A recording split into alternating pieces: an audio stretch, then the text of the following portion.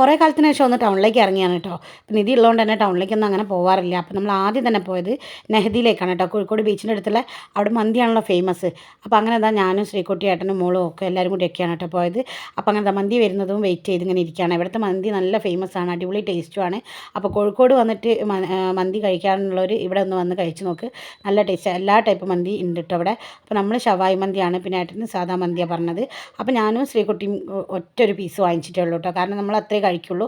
അപ്പോൾ അതുകൊണ്ട് പിന്നെ ഏട്ടനൊരു പീസ് വാങ്ങിച്ച്. അപ്പോൾ അങ്ങനെ ഇതാ മന്തി നല്ല അടിപൊളി റൈസൊക്കെയാണ് കേട്ടോ. അപ്പോൾ നിധിനെ നമ്മളിവിടെ ഇങ്ങനെ കിടത്തിയിട്ടുണ്ട്, അല്ലെങ്കിൽ ആൾ കഴിക്കാൻ സമ്മതിക്കില്ല. അപ്പോൾ അങ്ങനെ ഞാനും ഇതാ കഴിച്ചുകൊണ്ടിരിക്കുകയാണ്.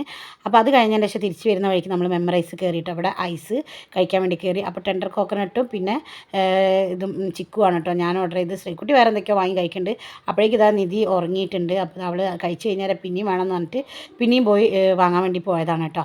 അപ്പോൾ ഇന്നത്തെ വീഡിയോ ഇത്രയേ ഉള്ളൂ. അടുത്ത വീഡിയോ കാണാം. ബൈ.